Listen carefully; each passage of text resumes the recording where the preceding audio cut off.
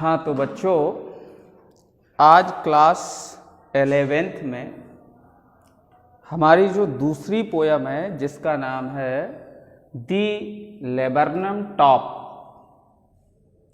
इस कविता की हमें सेंटर आइडिया आपको बताएंगे और समझाएंगे, जो कि आपको लर्न करनी है और समझना है। इस कविता को कंपोज किया है मिस्टर टेड हॉक्स ने। तो क्यों ना पहले हम टाइटल ही समझ लें, ये टाइटल है क्या, कवि हमें किसके बारे में बता रहे हैं। लेबरनम टॉप, लेबरनम मीन होता है अमलतास का वृक्ष, यानी जो अमलतास का वृक्ष होता है, कवि हमें उसकी टॉप के बारे में बता रहे हैं, चोटी के बारे में, शिखर के बारे में बता रहे हैं। अमलतास का वृक्ष होता कैसा है बेटा? एक शॉर्ट ट्री, छोटा पेड़ होता है, बट थिक, घना होता है। इसकी जो ब्रांचेस होती हैं, शाखाएं होती हैं, जो टहनियां होती हैं, वो हैंगिंग, नीचे को झुकी हुई होती हैं। और इस वृक्ष के फूलों का जो रंग होता है येलो, पीला होता है। और इसके जो सीड होते हैं, बीज होते हैं, वो पॉइजनस, जहरीले होते हैं। तो उस वृक्ष की टाप के बारे में, यानी चोटी के बारे में कवि हमें बता रहे हैं। अर्थात उस वृक्ष को देखने में कैसा लगता है, या उसमें क्या क्वालिटी है, क्या विशेषताएं हैं, उसके बारे में कवि हमें बता रहे हैं। तो आज इसकी हमें सेंटर आइडिया का अभ्यास करना है, समझना है। तो आप समझ गए होंगे, लेबरनम टॉप, अमलतास के वृक्ष की चोटी के बारे में बताएंगे कवि हमें, और जिसको लिखा है टेड हॉक्स ने। लिखा है the centre idea of the poem the laburnum top. ये जो कविता है अमलतास वृक्ष की चोटी, इस कविता को कंपोज्ड बाय टेड हॉक्स, इन्होंने कंपोज किया हुआ है, लिखा है। ये जो कविता है ब्यूटीफुल पोयम, बड़ी ही सुंदर कविता है, हमें एक सीख देने वाली कविता है। वृक्ष के माध्यम से कवि हमें कुछ सिखा रहे हैं, हकीकत बता रहे हैं।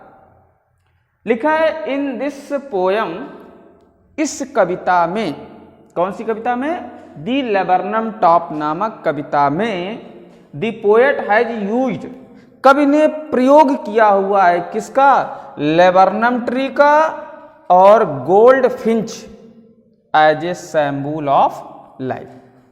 यानी उन्होंने अमलतास के वृक्ष को और गोल्ड फिंच, ये गोल्ड फिंच क्या है?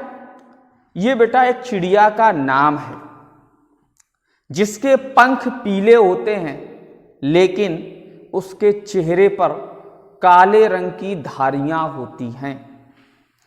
गोल्ड फिंच सुनहरी चिड़िया होती है, वो गोल्ड, उसके पंख पीले होते हैं, गोल्ड के समान सुनहरी, ये चिड़िया का नाम है गोल्ड फिंच।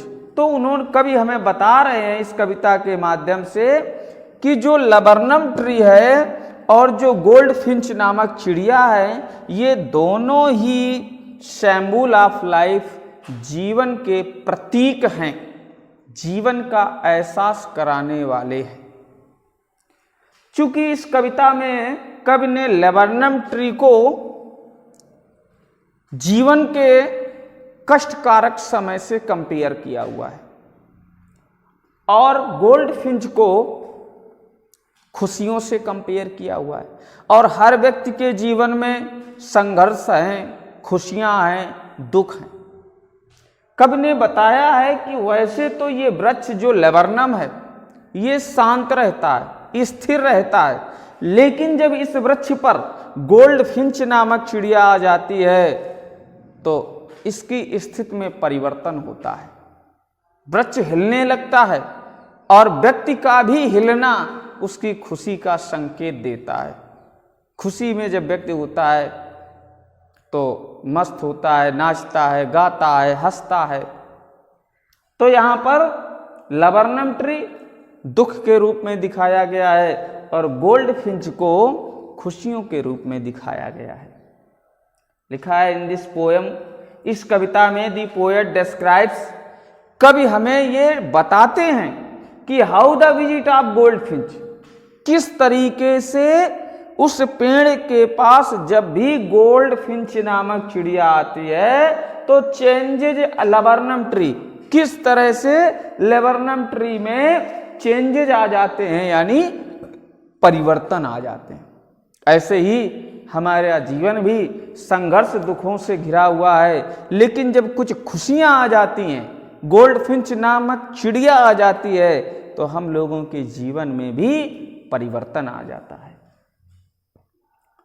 लिखा है जब वह गोल्ड फिंच नामक चिड़िया लबरनम ट्री पर विजिट करती है, आती है, तो क्या होता है, the chicks of gold finch, gold finch नामक चिड़िया के जो चिक्स हैं, बच्चे हैं, स्टार्ट टू चिर्प, माने होता है चहचहाना, वो चहचहाना स्टार्ट कर देते हैं, शुरू कर देते हैं। कब? ऑन सीइंग हर मदर, अपनी माँ को देख करके।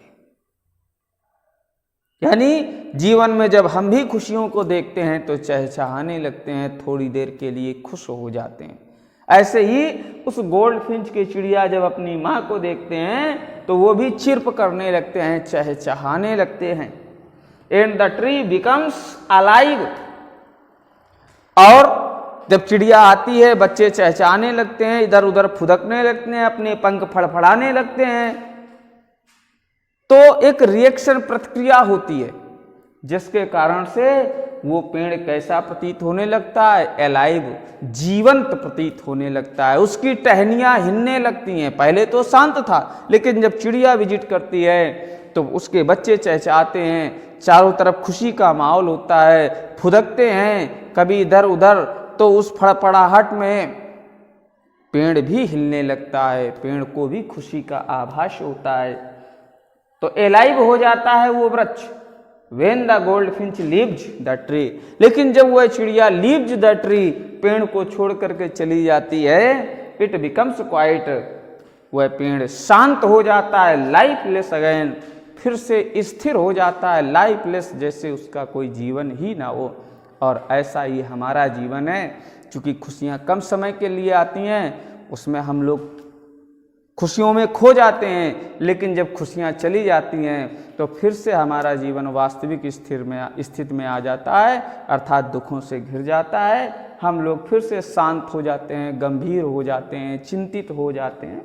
तो इस तरीके से कवि ने लेबरनम टॉप नामक कविता के माध्यम से इस ट्री को दिखाते हुए और गोल्ड फिंच को दिखाते हुए हमें हमारे जीवन के बारे में ही बताया है। तो इसको बेटा अभ्यास करेंगे, तैयार करेंगे।